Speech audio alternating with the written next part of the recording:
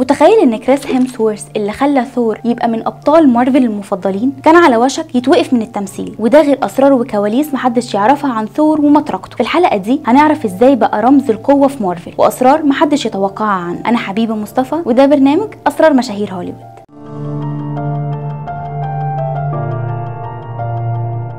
كريس هيمسورث الراجل اللي خلى فكره المطرقه تبقى كول، واللي خلانا نحب شخصيه ثور حتى وهي بتهزر، واللي محدش يعرفه ان حياته ما كانتش كلها نجاحات، وانه كان على وشك يسيب هوليوود ويرجع استراليا. في الحلقه دي هنتكلم عن سر قوته واخطر مشاهد عملها بنفسه واسرار محدش يعرفها عن ثور. كريس اتولد سنه 1983 في استراليا، وبدا التمثيل في مسلسلات محليه زي هوم اند واي، بس بعد 3 سنين في استراليا قرر يجرب حظه في هوليوود. لكن في البدايه مفيش حد كان مهتم، وفضل سنه كامله من غير ما ياخد اي دور. الفرصه جات له لما قدم في اوديشن لدور ثور، واللي كان مفروض يروح لاخوه ليام هيمسورث، لكن كريس اصر انه يجرب، ورغم ان المخرج كان شايف ان شكله مش لايق لكنه قدر يقنعهم، والباقي بقى تاريخ. بس اللي الناس ما تعرفوش ان كريس كان هيتجنن من التدريب اللي عمله عشان يبني جسم ثور، وكان بياكل 6 وجبات يوميا وبيتمرن اكتر من 4 ساعات في اليوم، وقال بعدها ان دي كانت اصعب فتره في حياته. شخصيه ثور ما كانتش المفروض تبقى مرحه، وكان مكتوب انها تبقى جاده جدا، لكن كريس اقترح على المخرجين انه يضيف شويه خفه دم، وده اللي خلى شخصيه ثور تختلف عن باقي ابطال مارفل.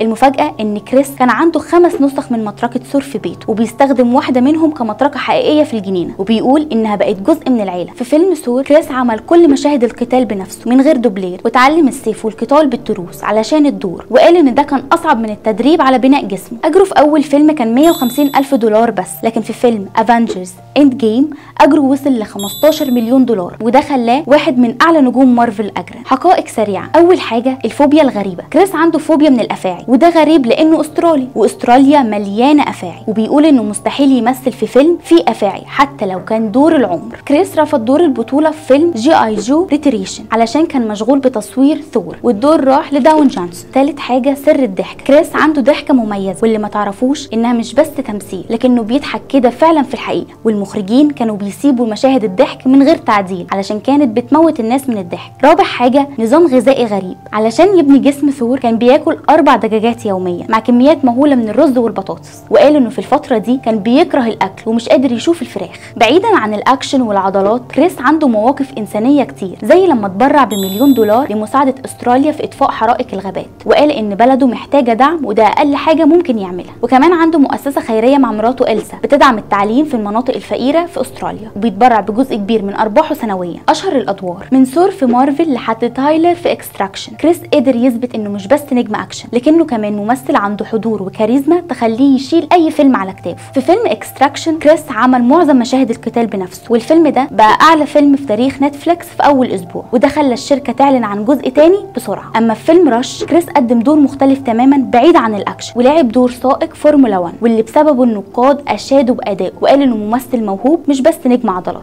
ودي كانت حكايه كريس هيمسورث، الراجل اللي خلى المطرقه تبقى حلم لاي واحد، واللي اثبت ان النجم الحقيقي مش مجرد عضلات لكن كاريزما واداء يقنعك انه بطل حقيقي. ايه اكتر دور حبيته ليه؟ شاركنا في التعليقات، وما تنساش تعمل لايك واشتراك وتفعل الجرس علشان يوصلك كل جديد عن نجوم هوليوود.